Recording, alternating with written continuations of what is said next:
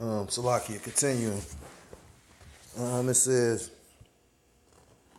private contractors now outnumber the full-time workforce of the CIA and are often allowed to perform the same tasks as lifelong agents. Let me repeat that.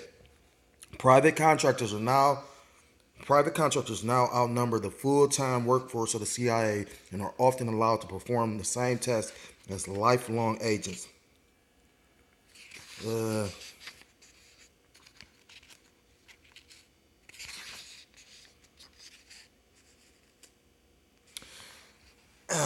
I'm gonna read this part. It says, as you've read, a good majority of the surveillance work has been outsourced to private contractors who have unclear oversight, if any oversight at all. Edward Snowden was actually working as a contractor. Let me repeat, Edward Snowden, because the brothers in the truth have heard that name. Edward Snowden was actually working as a contractor with Booz Allen Hamilton when he came forward with his documents that were made accessible to him through his security clearance. While Snowden seems to have taken the much more difficultly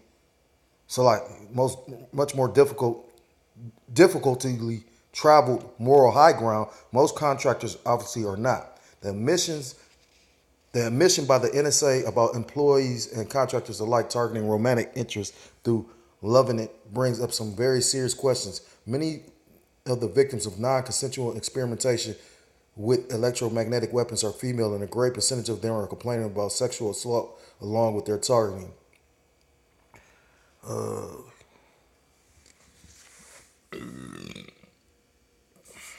So lucky.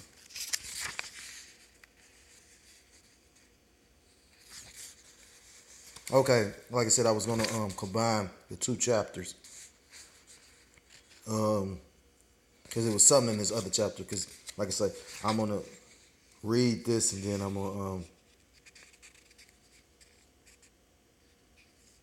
so like it bear with me.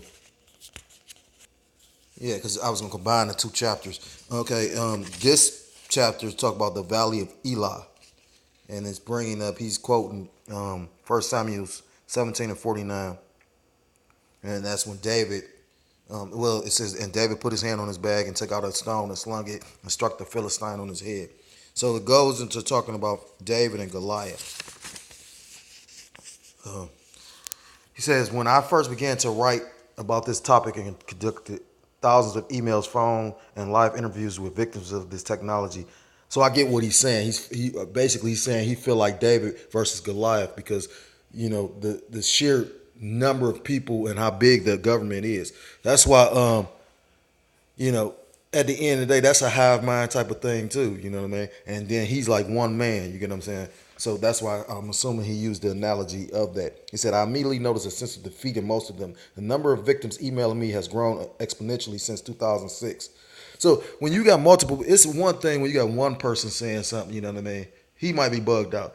A few of them, but when you got multiple people, you know what I mean? Like, that's how you know this truth is the truth because it ain't just, you got people around the whole world, you know what I mean? That the Most High to open eyes to this truth for whatever reason. Because you got some people that the Most High to open eyes to the truth just to be destroyed. You know what I'm saying? That's why they call the Most High the King of Terrorists. You get what I'm saying? Despite more information about electronic harassment online than ever before, most victims feel like they are alone in the fight against it. That is a normal feeling to have, but it's far from the truth. In my first book, A New Breed, I chronicled the torture that was endured by Mallory at the hands of the former FBI agent who has been given access to advanced surveillance technology to use for his own gain. Being a Christian, which the true Christian is an Israelite, that's what you can read in the book of Acts, you know what I mean? But I was able to turn to a number of clergy members and Christian friends and confide in them about the torment we were going through. Law enforcement agencies humored us, lawyers ignored us, and doctors usually wanted to diagnose us as mentally ill for what we knew we were up against. However, the pastors and Christian friends that were approached believed us implicitly and offered a different perspective on the topic. The concept of spiritual warfare has been taught in the Christian circles for many, many years. And if you ever go read, I remember when I was going through my testimony. Most High sent me my demon, but my demon was sent for a reason. You know what I'm saying?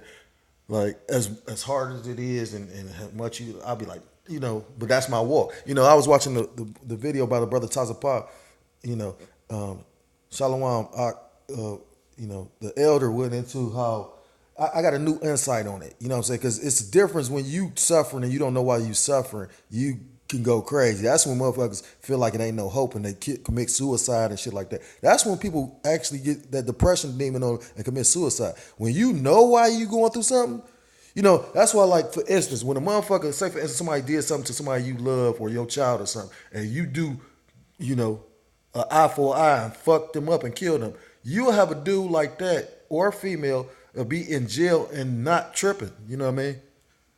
When they done consciously made the decision, oh yeah, I'm about to kill this motherfucker, and then they do it, and they go do their time, and you know what I mean? It's the people that bug out when they didn't do it. You know what I mean? Because at the end of the day, we was just speaking about this at the last camp too. Like, I tell people this all the time.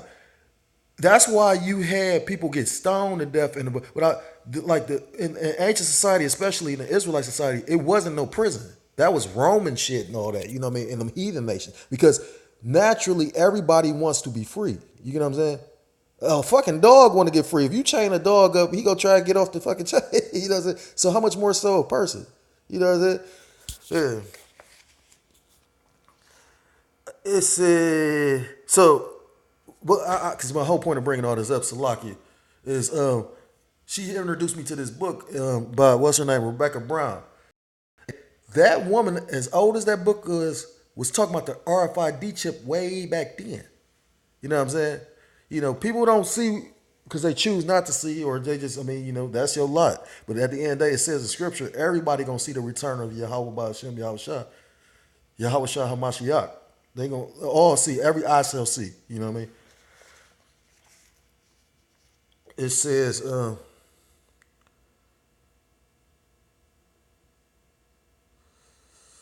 on, Salaki. He says the concept of spiritual warfare has been taught in Christian circles for many, many years. The celestial battle between good and evil has been raging on since the dawn of man. Don't worry, when several paths, and that's true. You know what I mean? It's a battle, but at the same time, it's all orchestrated. It's purposely set up. You know what I mean? Because the Most High, it actually controls the good and the bad. He controls both sides. He controls the left hand demons and he controls the righteous right hand angels. You know what I'm saying? Because the left hand demons are just evil angels for real. You know what I mean? Like, it's and you know what's so amazing? I found that out. I was in City Mission. It's supposedly how godly this place is. These motherfuckers stealing shit, all kind of shit. These motherfuckers getting high in there, all that. Well, this supposed to be like such a, Anyway, long story short, they used to do this circle every morning before you leave.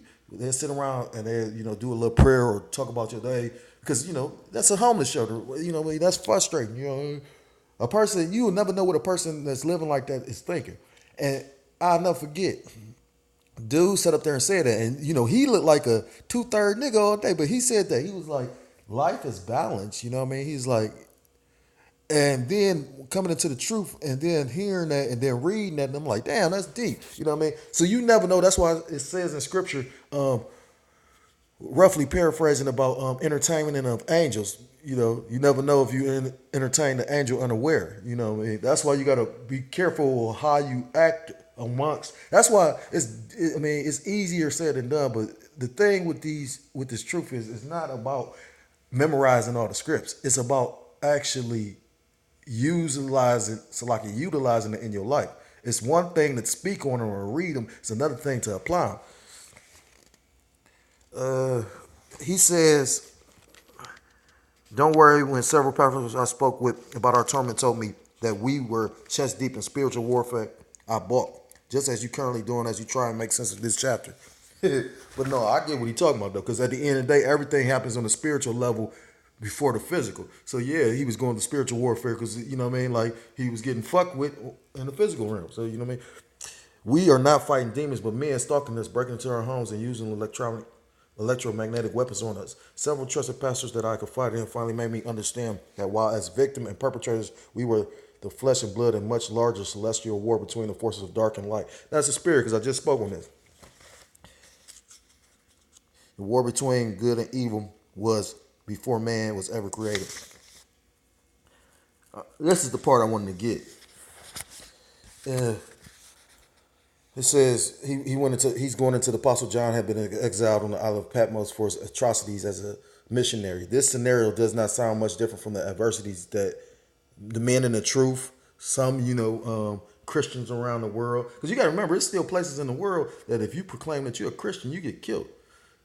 You know what I mean? I don't know too many places you proclaim you a Muslim and you get killed. You know what I'm saying? Like, you got people that actually had died for believing in, you know what I mean, believing in, the Bible, believing in the Messiah, you know what I mean? Like I said, I ain't never heard nobody getting killed because they believe in Allah. And non-Christian alike are facing today with regard to a government that seeks control every. It says, and non-Christians alike are facing today with regard to a government that seeks to control every aspect of humanity. And if that's not the truth, I'm going to reread that again. This scenario does not sound much different from the adversities that the Christians and non-Christians alike are facing today with regard to a government that seeks to control every aspect of humanity.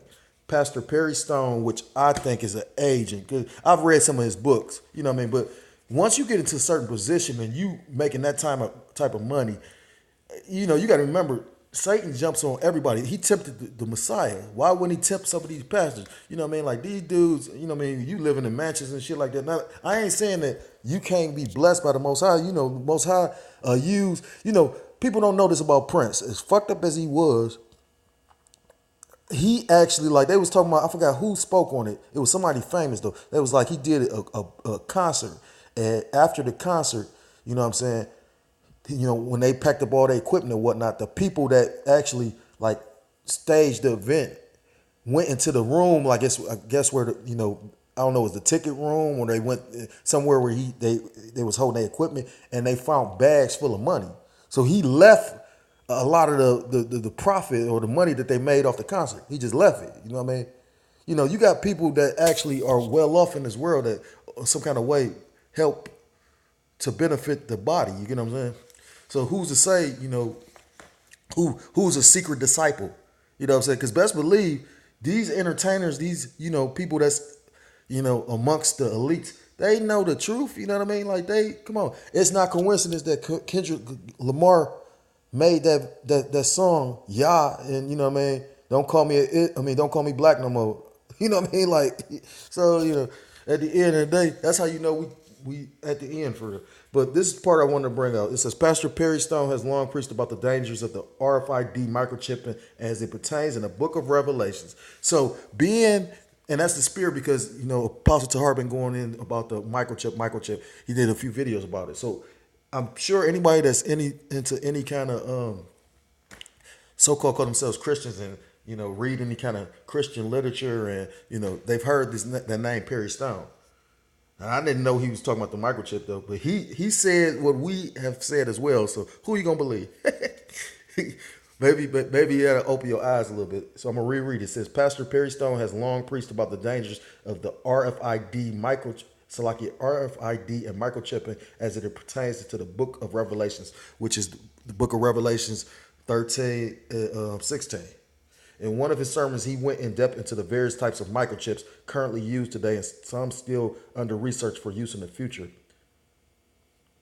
Of course, as a pastor, he relates this to be the mark of the beast as it is described in the Revelations. If one goes to YouTube and searches for Perry Stone on End Times and RFID, you can see a video of this sermon and others similar to it. Not surprisingly, he suffered a tremendous backlash against his stand on microchipping from Christians. Ain't that about a bitch? To say the same people that's supposed to believe what he believed had criticism against him. Non-Christians, liberals, and conservatives in a myriad of online blog sites. One thing I've learned from writing and speaking on this topic is that once you pull the pin on the truth grenade and get a direct hit, people are gunning for you from every direction. The fact that this happened to Perry Stone makes me believe him even more than I already did from my own research. And with that, I'm gonna end it with a scripture. Because at the end of the day, people be surprised that once you do that, when you bring out truth, like why do truth make it so hard, or why do you get persecuted with the truth? But the Most High never said the truth was being in this truth is gonna be easy. You know what I mean? When I take the time to think about it, I ain't gonna go into personal testimony, but like I said, he never said it was gonna be easy. So this is the book of John, chapter 8, verse 32. And he shall know the truth, and the truth shall make you free. So, like I said, the beginning of this video started about how we don't have really true freedom. You're not free. You have the illusion of freedom. They got you so brainwashed, they got you thinking you free. But the only thing that's going to truly free you, because when your mind is free, the only thing that's going to truly free you is the truth. You know what I mean? So with that, I want to give all praise, honor, and glory. Call halal Allah Yahweh by Hashem Yahweh Waha Rachakotas Wakatham. Double honors to the apostles and elders. Great millstone who taught me this truth. Peace and salutations to the Akim around the four corners of the earth, pushing the truth with faith and sincerity, risking their lives and their freedom to do so. Shalom to the Akwath and the Akim out there listening and learning. Lord willing, this was an edifying video. Shalom to the confusion and faith, brethren, join on to our ranks. And Lord willing, Adawan Ratazah, I'm able to come at you with another video as soon as possible. And with that, I want to say shalom, shalom, and abad the ball.